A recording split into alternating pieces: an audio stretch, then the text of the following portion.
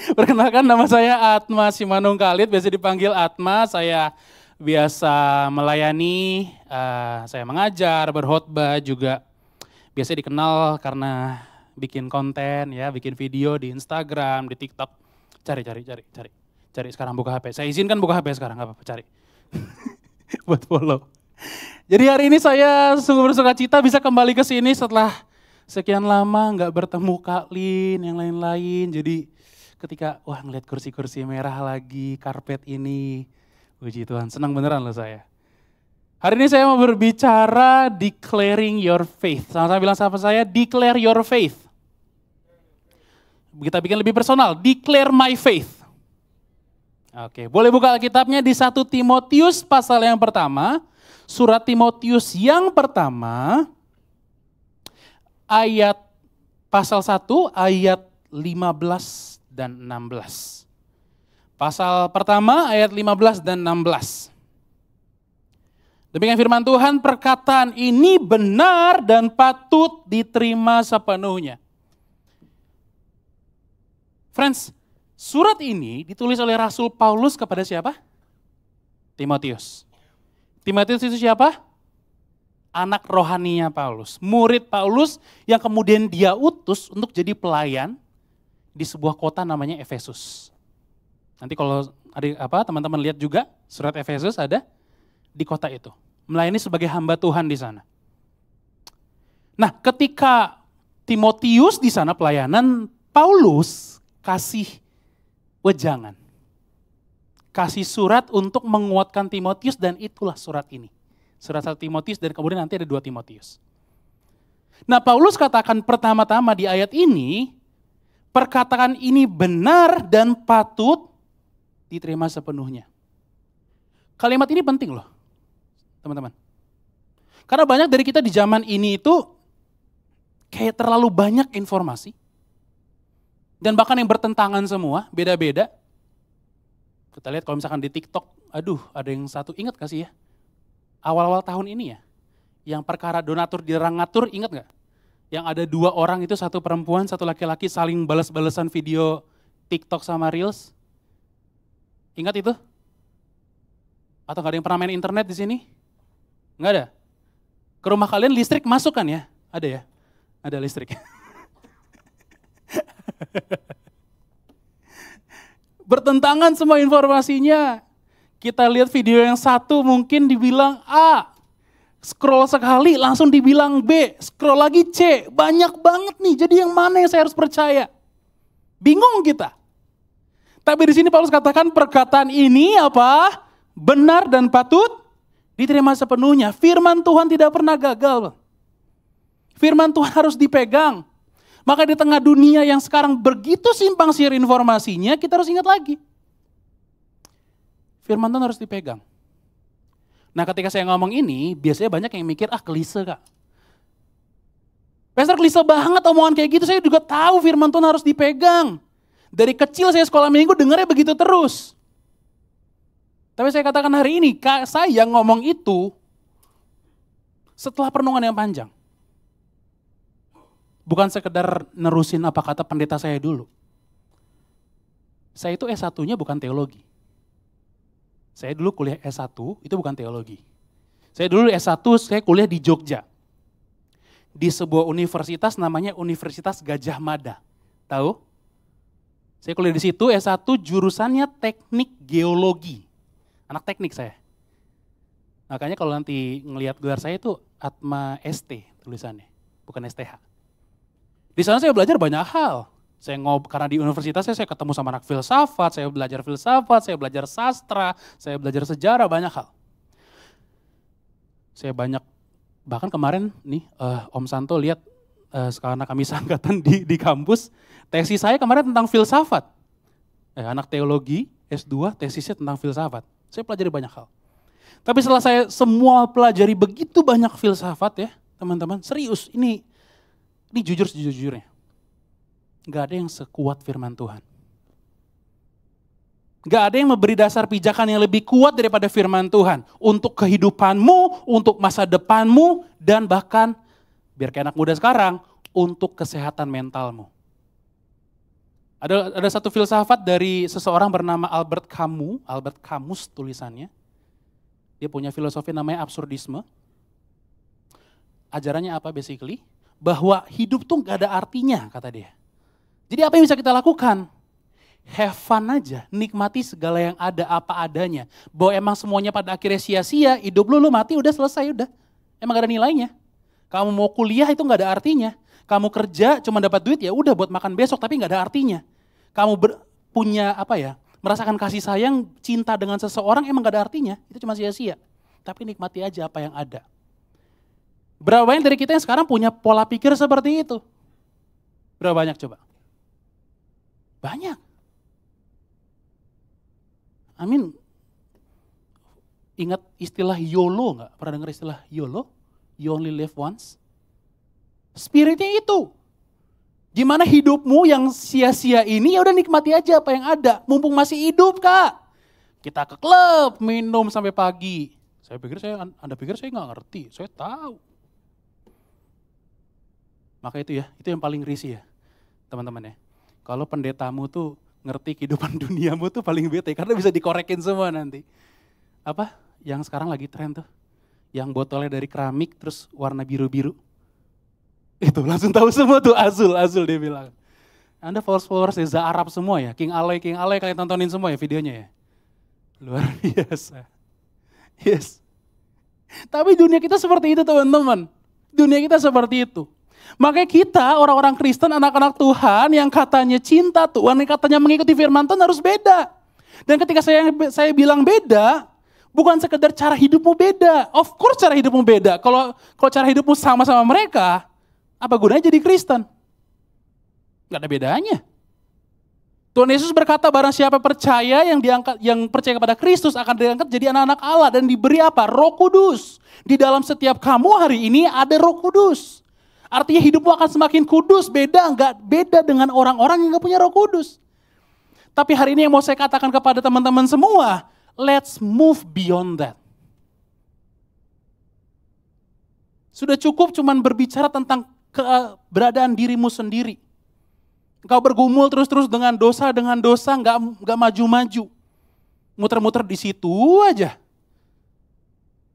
Apa misalkan, pengen bertobat dari dosa apa? Anak-anak muda. Saya pernah ini true story, konselingin. Anak muda umur 23 gitulah, cowok. Dia masalahnya ini, pornografi, kecanduan pornografi. Dia sampai, Kak Atma minta tolong gimana caranya biar gue lepas dari kecanduan pornografi. Gue bilang, oke, kita doa ya. Kita ngobrol, kita doa, and then komit mulai sekarang, stop.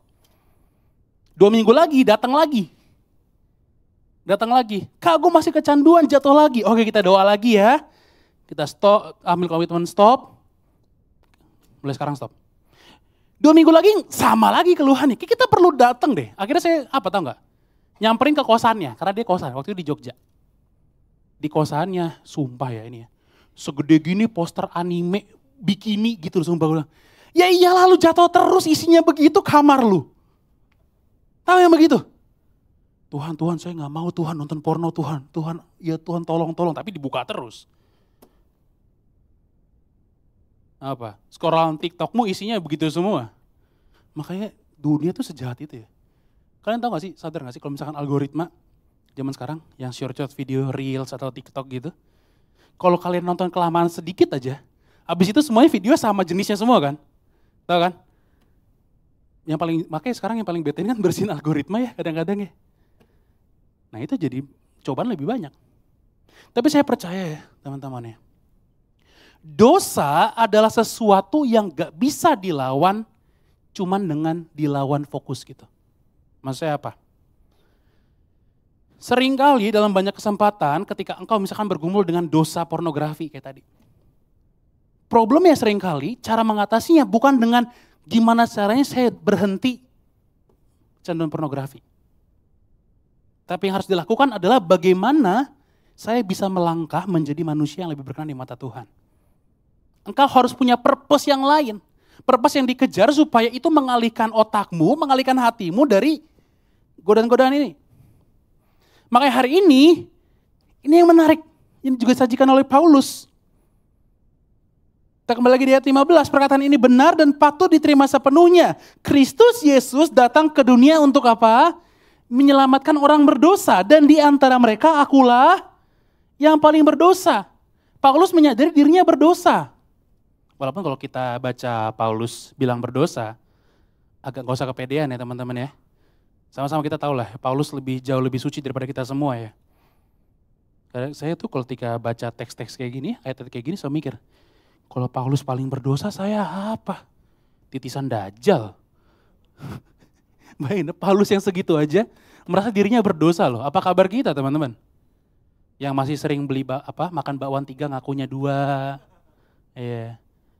Minumnya kopi susu ngakunya cuman es teh tawar. Politik-politik anak muda di warkop saya hafal lah. Tapi Paulus sendiri pun menyadari dirinya berdosa. Tapi apa yang dia lakukan? Apa responnya terhadap kesadaran Paulus bahwa dirinya orang berdosa? Kita baca di ayat 16. Tetapi justru karena itu aku dikasihani. Agar dalam diriku ini sebagai orang yang paling berdosa, Yesus Kristus apa? Menunjukkan seluruh kesabarannya. Dengan demikian aku menjadi apa? Menjadi contoh bagi mereka yang kemudian percaya kepadanya. Maka Paulus katakan di sini teman-teman, salah satu cara yang bisa engkau tempuh untuk bertobat, untuk menyucikan kehidupanmu, di mana hidupmu bebas dari dosa adalah dengan menjadi contoh bagi orang-orang yang belum percaya. Menjadi orang Kristen bukan berarti otomatis langsung suci.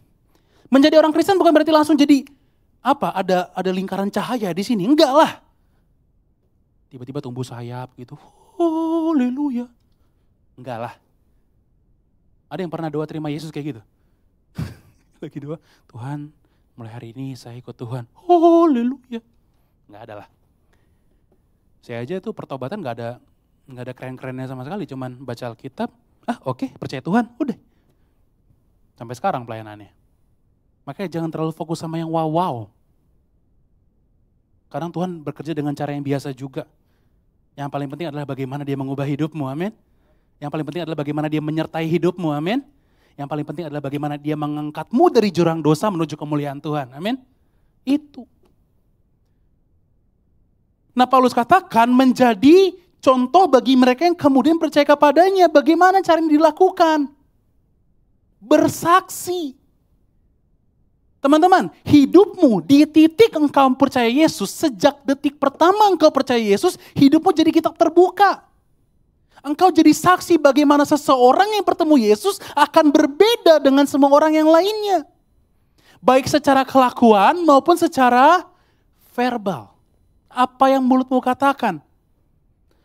Makanya saya paling gak percaya orang yang berbicara bahwa saya jadi saksi Kristus lewat kelakuan saya. Betul kelakuanmu jadi saksi bagi Kristus. Betul kelakuanmu bisa menginspirasi orang percaya kepada Kristus. Tapi Tuhan Yesus berkata bahwa engkau juga harus memberitakan Injil. Bohong kalau engkau mengaku dirimu Kristen. Bohong kalau engkau mengaku dirimu murid Tuhan. Tapi engkau menahan lidahmu untuk berbicara tentang Injil. Bohong. Rasul Paulus berkata, celakalah aku kalau aku tidak memberitakan Injil. Rasul Paulus juga ngomong, kehormatan bagiku bisa beritakan Injil. Gak ada, teman. Saya kasih tahu ya, gimana cara tahu seseorang tuh punya Roh Kudus atau enggak? Cara paling gampang adalah, sekali lagi, cara tahu seseorang punya Roh Kudus atau enggak adalah dengan membandingkan dengan orang-orang yang pasti punya Roh Kudus. Siapa itu? Para rasul pasti setiap punya Roh Kudus. Dan apa yang mereka lakukan ketika mereka terima Roh Kudus? Apa yang mereka lakukan? Menginjil keliling kemana-mana, beritakan Injil dimanapun mereka berada. Maka ketika engkau mengaku dirimu punya Roh Kudus, engkau mengaku dirimu anak Tuhan, tapi engkau tidak bersaksi, bohong. Saya nggak bilang tiba-tiba engkau langsung bikin KKR ya di depan parkiran situ, enggak. Tiba-tiba makan apa? Beli seblak gitu kan, lagi cocol-cocol ambil sosis. Pak bertobat pak, enggak lah, aneh banget. Freak itu namanya. Nah. Tahu anak-anak freak? Gak asik. Enggak, saya enggak ngajarin kau jadi freak gitu, no. Tapi engkau akan jeli. Friends, saya kasih tahu ya. Kalau kalian ya, udah bener-bener hatinya dikuasai oleh firman Tuhan. Hatinya benar-benar dikuasai Roh Kudus. Engkau akan tahu, begitu banyak kesempatan ketika lagi nongkrong sama teman-temanmu, bisa ceritakan kebaikan Tuhan. Bahkan ketika kalian sekarang coba ingat-ingat kemarin nongkrong sama siapa, ingat-ingat lagi percakapannya apa, pasti kalian akan tahu. Seharusnya di sini saya bisa ceritakan tentang Tuhan loh. Saya akan diceritakan tentang apa? Tentang keluarganya. Keluarganya ada permasalahan apa? Misalkan orang papa mamanya bertengkar terus, bahkan OTW mau perceraian. Kau bisa beritakan tentang Tuhan. Apa? Mungkin temanmu ada yang mengalami depresi. Engkau bisa ceritakan tentang Tuhan. Saya didiagnosa depresi dulu. Ya, oleh psikolog. Sekarang saya menjadi penginjil. Saya justru bisa merasakan bagaimana orang yang penuh pergumulan, di situ mereka butuh Tuhan. Jadi kesempatan bersaksi. Karena pada akhirnya teman-teman, saya kasih tahu lagi ya. Ingat kalimat tadi, ayat 15. Perkataan ini benar dan patut diterima sepenuhnya. Ketika Paulus ngomong ini, of course tujuannya kepada Timotius. Paulus bilang perkataan ini Timotius benar dan patut diterima sepenuhnya. Tapi saya mau kasih tahu kepada saudara, sekalipun teks ini, tulisan ini, kata-kata ini tujuan kepada Timotius, semua orang bisa menerimanya dengan sama. Bukan hanya Timotius yang perlu meyakini bahwa kata-kata ini benar dan patut diterima sepenuhnya. Semua orang di sekitarmu butuh firman ini bahwa Kristus Yesus datang ke dunia untuk menyelamatkan orang berdosa. Berapa banyak teman-temanmu di luar sana yang ngerasa hidupnya gak layak. Saya pernah melayani seseorang anak perempuan umur 25.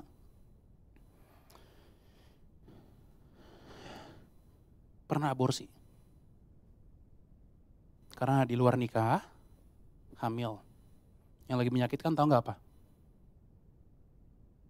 Aborsi itu, tadi dia nggak mau. Tapi dipaksa oleh orang tuanya sendiri untuk aborsi. Akhirnya dia sekarang ngerasa hidupnya nggak layak. Banyak orang seperti itu di luar sana teman-teman. Teman-teman di sekitarmu, bahkan orang-orang yang dekat dengan engkau, begitu banyak pergumulan yang luar biasa menyakitkan. Maka mereka pun butuh Yesus Kristus dan engkau dipanggil jadi saksi itu. Engkau gak bisa nunggu orang lain. Apa kamu berharap Tuhan Yesus langsung utus malaikat langsung kepada dia? Bisa sih, ada banyak kesaksian seperti itu. Tapi bukankah engkau hadir di sana sebagai perwakilan Tuhan? Orang Kristen bukan orang yang nunggu dibawa ke surga. Kalau engkau berpikir orang Kristen adalah orang yang nunggu dibawa ke surga, engkau salah. Orang Kristen adalah orang-orang yang dipanggil untuk menghadirkan surga di bumi. Engkau jadi duta-duta kerajaan sorga, engkau bawa pesan, engkau beritakan berita keselamatan yang bisa bawa orang lain ke surga. Karena engkau sendiri gak perlu pusingin lagi tentang surga. Yesus sudah mati untukmu, Yesus sudah menyelamatkanmu. Yang butuh Yesus sekarang di luar sana dan engkau akan jadi saluran berkat itu. Itu panggilanmu. Amin. Nanti saya lakukan. Terus saya cerita teman-teman ya. Apa namanya?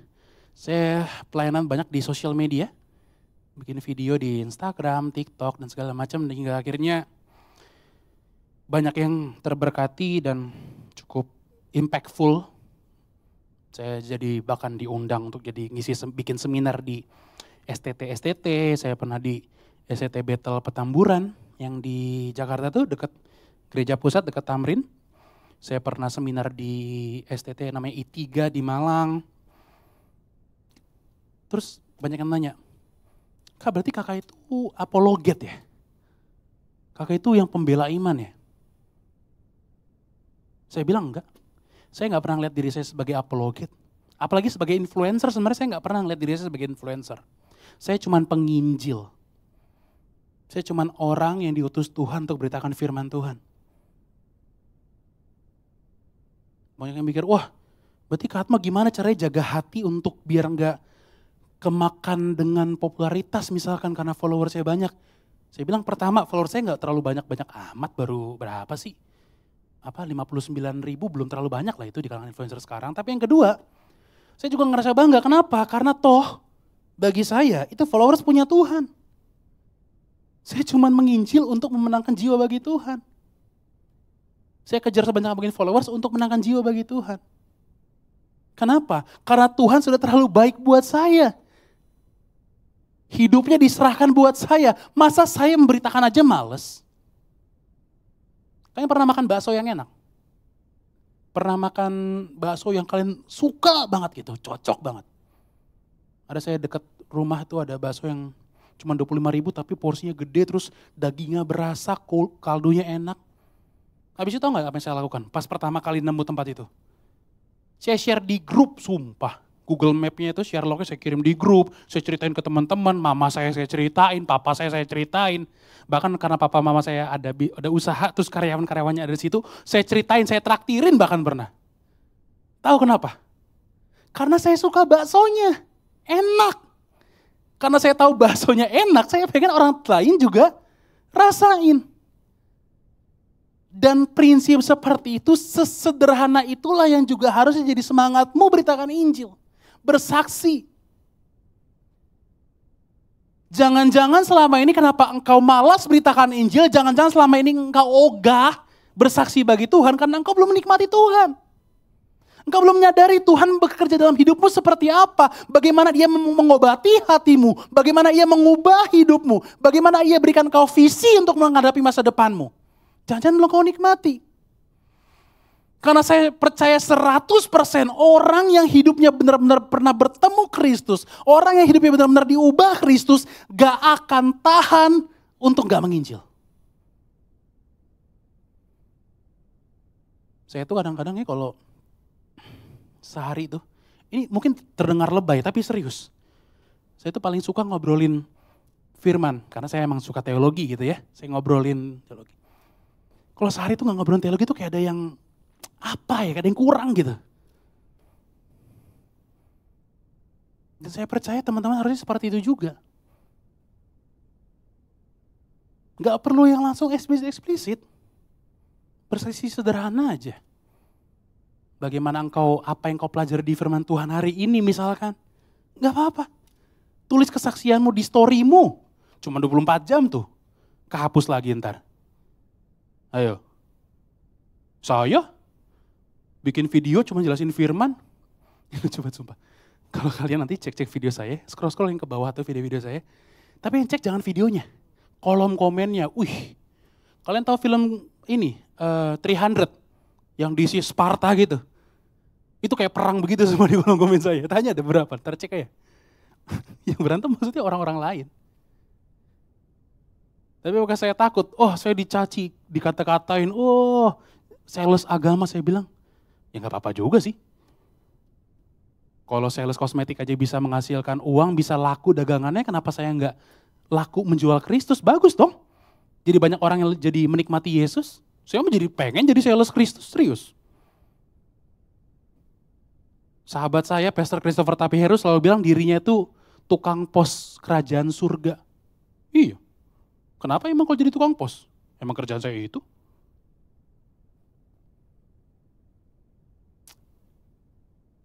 Dan saya percaya itu teman-teman yang bisa punyai juga, semangat itu juga. Bahwa engkau jadi saksi-saksi yang berdampak. Dan believe me ya teman-teman, ketika engkau lakukan itu, akan tiba saatnya, akan tiba masanya, ada orang-orang yang berkata kepadamu, Kak, atau bro, atau sis, thank you ya kamu udah beritain firman kepada saya. Itu menguatkan saya banget. Saya penuh DM saya begitu banyak orang-orang berkesaksian seperti itu. Terima kasih Kak Atma, karena Kak Atma memberitakan firman, saya jadi mengenal Tuhan dengan perspektif yang baru. Saya cerita ini bukan lagi membanggakan diri, saya mau ngajak teman-teman untuk menikmati hal yang sama. Tuhan pakai engkau jadi alat yang mengubah hidup orang, dan engkau akan lihat bagaimana orang diubah oleh karya Tuhan.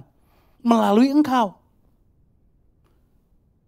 Teman-teman, Kalau Tuhan mau, Tuhan bisa bikin ini nih, lampu ini enggak untuk bersaksi buat dia? Bisa aja, batu dia bikin bisa ngomong bisa. Tapi Tuhan gak pakai cara itu, karena Tuhan apa? Mau pakai engkau untuk jadi saksi. Mau pakai engkau untuk beritakan kebenaran. Mau pakai engkau jadi alat. Dan memakai engkau jadi dampak. Dan percaya teman-teman ya, if you do that, kalau kalian lakukan itu, kalian akan merasakan kepuasan yang luar biasa loh. Saya selalu bersuka cita ketika saya beritakan firman Tuhan, dan orang terberkati dan dikuatkan. Hari-hari ini saya selalu sering nerima orang, misalkan dia minta tolong mau curhat, mau telepon. Berkali-kali saya menerima telepon dari teman saya yang pengen bunuh diri. Ada yang nelpon saya udah di balkon bahkan. Terus saya ngobrol dengan saya beritakan firman, doakan. And then waktu-waktu kemudian mereka bilang, thank you ya bro, kamu jadi perpanjangan tangan Tuhan. Dan ketika engkau teman-teman ada di jalan itu, percayalah, secara otomatis Roh Kudus akan bekerja menjauhkanmu dari dosa. Secara otomatis Roh Kudus akan bekerja membuat engkau lebih ingin menyenangkan hati Tuhan. Dan terlebih lagi ya, engkau akan menjalankan perintah Tuhan yang paling penting. Kasihilah Tuhan Allahmu dengan segenap hatimu dan kasihilah sama manusia. Kalau engkau yang benar-benar mengasihi manusia di sekitarmu, kalau engkau benar-benar mengasihi teman-temanmu, engkau akan tahu bahwa tanpa Yesus mereka gak akan selamat. Bahwa tanpa Yesus gak ada orang yang bisa kembali kepada Bapa di sorga. Tanpa Yesus gak akan ada orang yang bisa bebas dari hukuman dosa. Engkau akan resah. Dan engkau akan melihat, oh temanku butuh Yesus. Dan engkau akan secara otomatis berbagi. Dan karena engkau udah biasa menikmati melihat bahwa orang yang kenal Yesus hidupnya jadi penuh sukacita, engkau akan jadi senang lagi. Karena toh selama ini saya beritakan Yesus benar-benar mengubah hidup orang dan saya senang lihat mereka senang.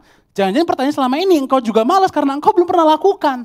Engkau cuma penuh dengan asumsi-asumsi yang bilang, ah kak takut ditolak nanti, ah kak takut jadi ada hater nanti. Saya pernah diwawancara di Bandung oleh sebuah penolak pelayanan namanya Yesiis. Dia tanya, kenapa sih Kak Atma gak takut dicaci maki? Bahkan karena saya ada ancaman pembunuhan juga, seaneh itulah. Saya bilang, kalau cuman karena dihakimi atau dikritik atau dicaci maki di kolom komen Instagram, saya jadi berhenti menginjil, saya nanti malu ketemu Rasul Petrus di surga. Yang sampai disalib terbalik gara-gara memberitakan Injil. Saya malu nanti ketemu Rasul Paulus di sorga yang dipenggal karena beritakan Injil. Karena saya mau hidup saya dipakai untuk kemuliaan Tuhan. Semua cacian itu gak ada artinya teman-teman. Ketika engkau melihat ada orang hidupnya diubah oleh Tuhan. Ketika engkau melihat ada orang yang senyumnya kembali setelah mendengar kebenaran firman Tuhan. Anak-anak yang broken home yang tidak punya orang tua di rumahnya. Akhirnya menemukan sosok Bapa yang baru di dalam Bapa di sorga. Yang haus akan cinta kasih, kemudian kembali merasakan kasih itu karena berasal dari Kristus di sorga. Orang-orang yang merasa sendiri gak punya penghiburan, terus merasakan kasih Roh Kudus, kuasa Roh Kudus dan senyuman kembali ke muka mereka. Kalau engkau sering melihat itu, saya percaya, pegang kata-kata saya, engkau gak akan tahan untuk gak beritakan Injil lagi. Engkau akan ingin terus beritakan Injil. Karena Injil ada kekuatan Allah yang membebaskan orang dari belenggu dosa. Injil ada kekuatan Allah yang menyelamatkan orang dari belenggu dosa. Makanya saya mau katakan kepada saudara, kalau teman-teman lupa apa yang saya obrolin, ingatlah satu ini. Hidupmu sekarang adalah jadi duta sorga, duta Kristus. Engkau bukan hidup untuk dirimu sendiri lagi, tapi untuk kemuliaan Tuhan Yesus. Engkau tidak hidup untuk egomu lagi, tapi untuk kemuliaan Kristus. Dan percayalah ketika engkau hidupi itu, semua yang lain akan berasa jadi nggak ada artinya.